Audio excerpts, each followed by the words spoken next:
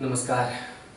मेरे साथ आप धात्विक खनिज पढ़ रहे हैं। फिलहाल भारत में खनिज संपदा के अंतर्गत आप धात्विक खनिज पढ़ रहे हैं। धात्विक खनिज में मैंने कुछ बेसिक्स बताए थे पहले वीडियो में। उसके बाद मैंने लॉ एस्क पढ़ाया। उसके बाद दूसरे वीडियो में मैंने बॉक्साइट, मैग्नीज और गोल्ड के विषय में बताया कि भारत में कहाँ कहाँ ये पाए जाते हैं, इनकी विशेषताएं क्या हैं। आज हम सीसा, जस्ता, तांबा और चांदी इन चार धातुओं का अध्ययन करेंगे खनिज संपदा के रूप में। ठीक है, सबसे पहले हेडिंग आप डालिए सीसा जस्ता। ये मैंने हरे कलर से जो बिंदु डॉट्स दिखाए हैं, हरे कलर में वे तांबे के क्षेत्र हैं और रेड कलर में जो डॉट्स दिखाए हैं वो भारत में सीसे और जस्ते के क्षेत्र हैं। चांदी के क्षेत्रों को मैंने अलग से नहीं दिखाया है क्योंकि चांदी प्रायः सीसा और जस्ता के साथ ही पाया जाता है। उसकी खास विशेषता है चांदी की।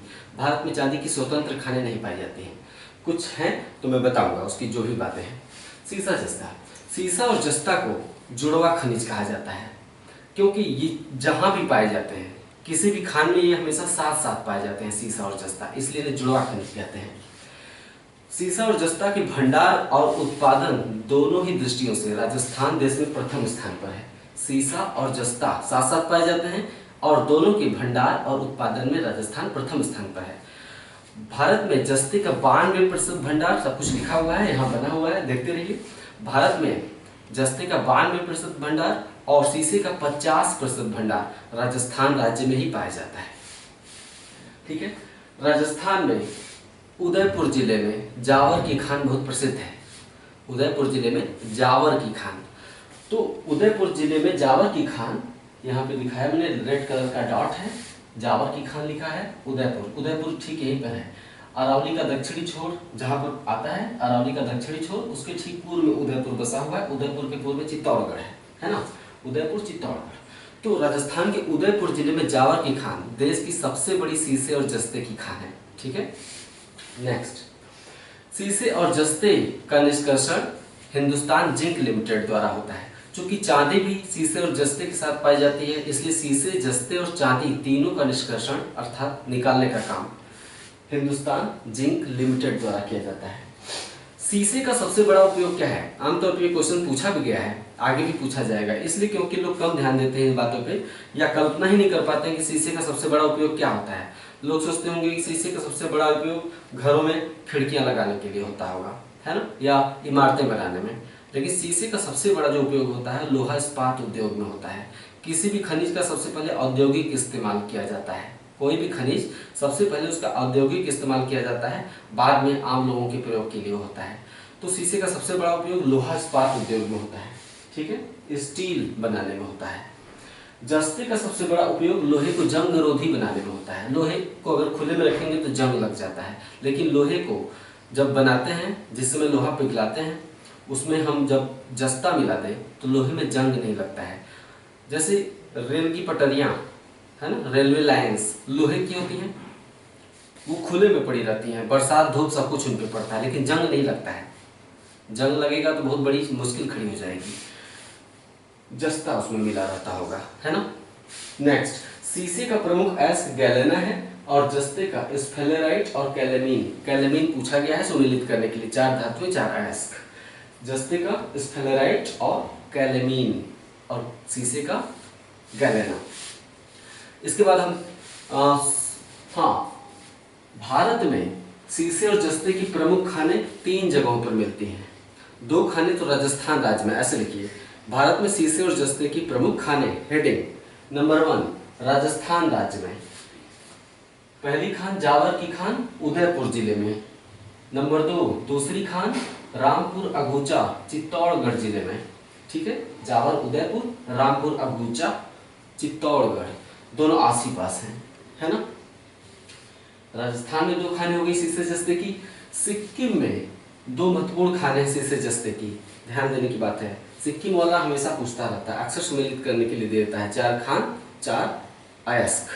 तो जब भी सीसा जस्ता कहीं लिखा रहेगा वहां आगे भोटांग या पाचे खानी, भोटांग या पाचे खानी सुमेलित कर देंगे आप।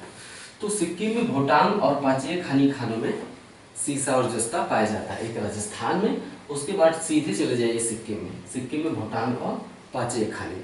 अब हम तांबे पर बात करेंगे। तांबे पर तांबा का प्रमुख जो अयस्क है चेल्कोपायराइट, चेल्कोसाइट, बोरनाइट। इसमें सबसे महत्वपूर्ण अयस्क इसका है चेल्कोपायराइट, है ना। ऐसे तो तांबे के 5-6 अयस्क हैं। एक क्यूपराइट भी होता है ना, मैचेलाइट भी होता है। चेल्कोपायराइट, चेल्कोसाइट, बोरनाइट, क्यूपराइट, मैचेलाइट, एजुराइट, बहुत सारे अयस्क हैं तांबे के, लेकिन सबसे महत्वपूर्ण है चेल्कोपायराइट, चेल्कोसाइट और बोरनाइट। ये महत्वपूर्ण अयस्क है तांबे के। मानव सभ्यता द्वारा इस्तेमाल की जाने वाली पहली धातु तांबा ही है। जब मानव सभ्यता का उद्भव हुआ, वो चीज़ों को समझ रहा था, परख रहा था, तो सबसे पहले उसके हाथ में क्या आया? तांबा आया। भारत में पाषाण काल से ही तांबे का उपयोग हो रहा है। तांबे को अगर टीन में मिला दें तो कांसा बन जाता है। हड़प्पा सभ्यता की प्रमुख धातु कांसा थी। तांबे का प्रयोग भी करते थे, लेकिन कांसा उनकी विशिष्टता का द्योतक था। कांसे को तांबे को टीन में मिलाकर हड़प्पावासी कांसा तैयार करते थे। अगर तांबे को जस्ते के साथ मिला दीजिए तो पीतल तैयार हो जाता है ना। भारत में तांबे के भंडार और उत्पादन दोनों ही दृष्टियों से मध्य प्रदेश का प्रथम स्थान है। तांबे का भंडार भी, उत्पादन भी मध्य प्रदेश का प्रथम स्थान है, और तांबे के भंडार उत्पादन में दूसरा स्थान राजस्थान का है। प्रथम स्थान मध्य प्रदेश का और दूसरा स्थान राजस्थान का है। लेकिन मूल्य की दृष्टि से अगर देखा जाए तो मूल्य की दृष्टि से सर्वाधिक तांबा उत्पादन राजस्थान में होता है। भंडार की दृष्टि से और मतलब मात्रा की दृष्टि से सबसे ज्यादा तांबा उत्पादन मध्य प्रदेश में है, लेकिन मूल्य की दृष्टि से देखें तो सर्वाधिक उत्पादन राजस्थान में होता है। नेक्स्ट, खेतड़ी। हाँ, भारत में सबसे पहले खाने देख लीजिए। इसके बाद लिखिए भारत में तांबे की प्रमुख खाने। भारत में तांबे की प्रमुख खाने, नंबर 1 राजस्थान। राजस्थान राज्य में तांबे की 2 प्रमुख खाने हैं। किताबों में बहुत सारा लिखा रहता है, हम वही बताएंगे जो आपको याद करने में सरल लगे। अगर किताबों जैसा भंडार ही हमें आपको पहुंचाना हो तो किताबें पढ़ लीजिए। किताबों में तो सब कुछ लिखा ही, अच्छी बात है, किताब तो पढ़ना ही चाहिए। लेकिन मेरे साथ जुड़े हैं तो जो विशिष्टताएं हैं और जहां से सवाल बनते हैं मैं वही आपको पढ़ाऊंगा। बाकी किताब से आप कितना भी फैक्ट रटने के लिए स्वतंत्र है, आप में क्षमता है, रटिए, ठीक है। भारत में तांबे की प्रमुख खानों में नंबर 1 राजस्थान में 2 प्रमुख खान हैं। एक खेतड़ी। खेतड़ी की खान जो है झुंझुनू जिला में, जिला जरूर याद रखिए। जावर की खान कहाँ है? उदयपुर में। रामपुर अगुचा चित्तौड़गढ़ में। इसी प्रकार मलाज खंड की खान बालाघाट जिले में, है ना। जादूगोड़ा की खान जहाँ यूरेनियम पाया जाता है। अगर आप जिले का ही नाम नहीं याद रखेंगे तो मुश्किल हो जाएगी।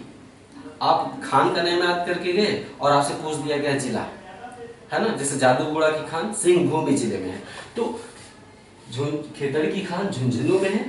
और दूसरा है खोदरीबा। खोदरीबा की खान अलवर जिले में है, दोनों राजस्थान में है।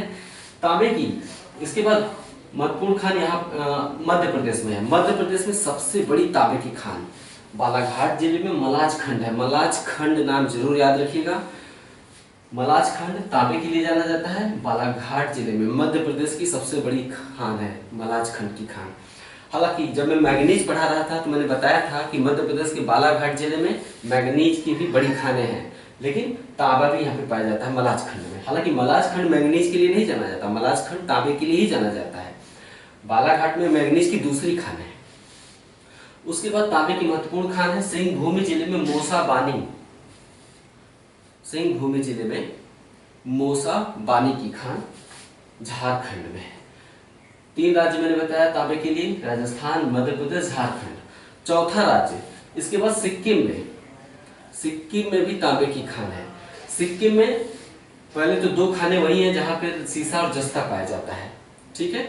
सिक्किम में भोटांग और भोटांग पाचीय खानी, यहाँ पे सीसा जस्ता भी पाया जाता है और तांबा भी पाया जाता है ना। दिलचस्प बात, तो यहाँ पे सीसा जस्ता और तांबा भी।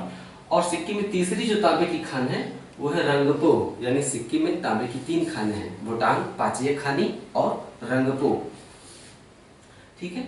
ये हो गया सीसा, जस्ता और तांबा। चांदी हेडिंग डालिए। भारत में चांदी की स्वतंत्र या विशुद्ध रूप से खाने नहीं पाई जाती। भारत में चांदी विशुद्ध रूप से कहीं अलग खान में नहीं पाया जाता है। भारत में चांदी प्रायः या तो सीसे जस्ते के साथ या सोने के साथ मिश्रित रूप में पाया जाता है।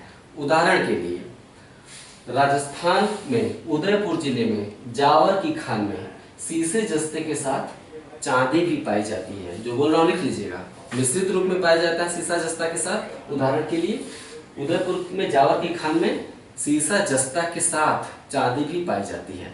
हालांकि भारत में चांदी की सबसे बड़ी खान चित्तौड़गढ़ जिले भारत में सबसे ज्यादा चांदी का उत्पादन ऐसे लिखिएगा। हालांकि भारत में चांदी का सबसे बड़ा उत्पादन चित्तौड़गढ़ जिले में होता है ना। चित्तौड़गढ़ जिला किसके उत्पादन के लिए जाना जाता है? चांदी उत्पादन के लिए जाना जाता है।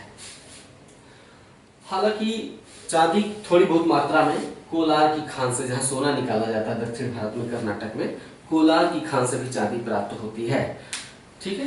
भारत में सीसा जस्ता और चांदी का उत्पादन आवश्यकता के हिसाब से नहीं हो पाता है। आवश्यकता से कम उत्पादन होता है। सीसा जस्ता और तांबा, इन तीनों का उत्पादन जरूरत से कम होता है, इसलिए सीसा जस्ता और तांबा को विदेशों से आयात करना पड़ता है। ये हो गया सीसा जस्ता तांबा और चांदी। अब तक आपने पढ़ लिया लोहा, मैग्नीज, बॉक्साइट, है ना, और गोल्ड, सीसा जस्ता तांबा और चांदी। 8-9 धातुएं आप अब तक पढ़ चुके हैं। इनके वितरण क्षेत्र आप देख चुके हैं, खान देख चुके हैं, इनके अयस्क जान चुके हैं कि कौन कौन से इनके अयस्क होते हैं, यानी कच्चा माल इनका जो कि धरती से निकाला जाता है। याद हो पा रहा है कि नहीं आपसे? चूंकि खनिज संसाधन वाला जो चैप्टर तथ्यों से एकदम उलझा हुआ है, इतने ज्यादा माइंस के नाम, खानों के नाम इतने ज्यादा आएंगे कि रटना कहीं कभी कभी टेढ़ी खीर साबित हो जाता है कि इनको हम अलग अलग कैसे करें। देखिए, भूलने की प्रक्रिया स्वाभाविक प्रक्रिया है। ऐसा कोई मनुष्य नहीं पैदा हुआ, ये झूठ बोला जाता है कि कोई व्यक्ति कुछ भूलता नहीं था या सारा रट गया, कभी भूला नहीं, ये झूठ है। एक सत्य ये है कि भूलना एक स्वाभाविक प्रक्रिया है। आप भी भूलते हैं, मैं भी भूलता हूँ, बड़े से बड़ा विद्वान भी भूलता है, क्योंकि दिमाग में भूलने की स्वाभाविक शक्ति होती है। दिमाग तभी तक किसी चीज को याद रखने की क्षमता रखता है जब तक हम उस चीज पे बार बार ध्यान देते हैं। आप गणित में कितने भी तेज हो, कुछ दिन, 6 महीने, साल भर गणित छोड़ दीजिए, बहुत वीक हो जाएंगे, तो दिमाग भूलता रहता है। इसीलिए अगर दिमाग भूलता नहीं तो आप एक बात बताइए कि हम 4-5 महीने बैठ के स्टडी करते, हमेशा परीक्षा देते रहते, लेकिन नहीं, हमें हर साल पढ़ना पड़ता है। जब जब परीक्षाएं आती हैं हमें मेहनत करना पड़ता है। तो न भूलने का एक ही उपाय है जो मैं सत्य बता रहा हूँ, बाकी सब झूठ और बकवास और बहकाने वाली बातें हैं। उपदेश न सुना करिए। भूलना स्वाभाविक है, न भूलने का एक ही उपाय है कड़ी मेहनत और ध्यान का केंद्रण। जितना ही ध्यान को आप केंद्रित करेंगे अपने विषय वस्तु पर पढ़ते समय, कुछ और सोचते रहेंगे पढ़ते समय, हाथ में नोट्स है, मेरे द्वारा बनाया गया नोट्स है या किताब है, और दिमाग कहीं और उड़ रहा है, तो कैसे याद होगा? दिमाग को केंद्रित करके जिस तरह से मैं मैप बना के पढ़ा रहा हूँ उसी तरह से आप भी मैप बना के चीजों को चिन्हित करिए। खुद से डॉट्स बनाइए, डॉट्स बना के लाइन खींचिए, लिखिए जावर की खान उदयपुर, है ना, रामपुर अगुचा, चित्तौड़गढ़। ठीक, इस तरह से खानों के नाम और वहां पे कौन सी धातु पाई जाती है इस तरह से लिखते चलिए। खेतड़ी, झुंझुनू तांबा, खोदरीवा अलवर तांबा, रंगपू तांबा, भोटांग पाचे खनी, सीसा जस्ता और तांबा।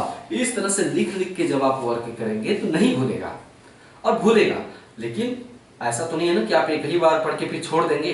पढ़ने की प्रक्रिया तब तक सतत रहेगी जब तक आप अपनी परीक्षा में सफल न हो जाइए।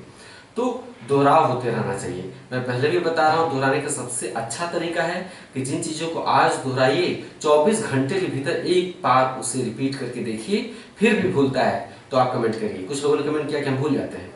हमने कहा कैसे भूल जाते हैं? या तो दोहरा नहीं रहे होंगे, इतने ढंग से पढ़ाने के बावजूद भी आप कैसे भूल जा रहे हैं? क्या जवाब है आपके पास?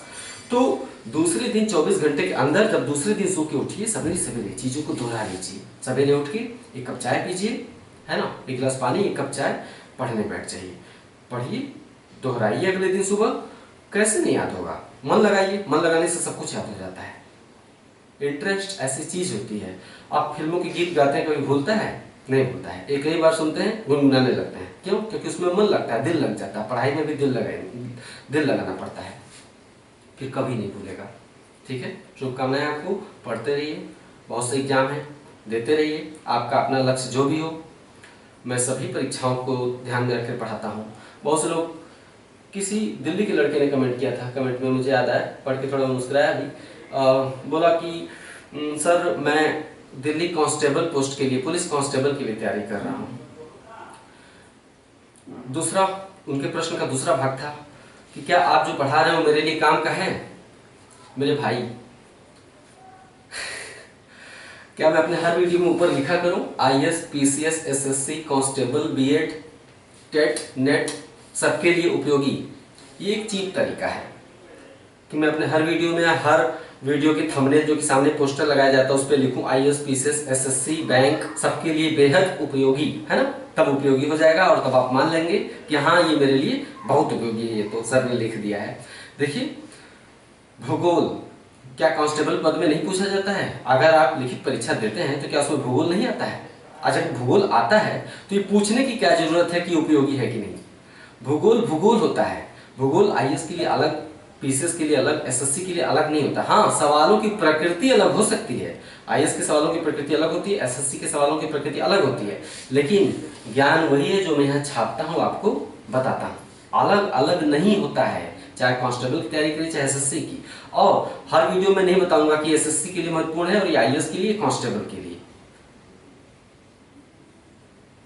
मेहनत से किया गया काम सभी परीक्षाओं के लिए उपयोगी होता है, तो मेहनत करते रहिए। जो भी परीक्षा आपको देना है अपनी क्षमता के अनुसार, आपको जितना समय मिलता है उसमें आप जो भी परीक्षा देना चाहते हैं आप दीजिए। लेकिन एक बात मैं कहूंगा कि आप युवा हैं, जोश से भरे हुए हैं, लबरेज है एकदम, जोश जुनून से, ऊर्जा के भंडार आप हैं। सोचिए, एक 70 साल का बूढ़ा एवरेस्ट फतह कर जाता है चढ़ के, 60-70 साल का, किताब में छपा था जीके में। 70 साल का बूढ़ा एवरेस्ट फतह कर जाता है। बूढ़े व्यक्ति तैर तैर के इंग्लिश चैनल पार कर जाते हैं। आप जवान हैं तो अपने सपने और लक्ष्य छोटा मत बनाइए, बड़ा लक्ष्य बनाइए। छोटे छोटे लक्ष्य बनाएंगे, छोटे में ही उलझे रहेंगे।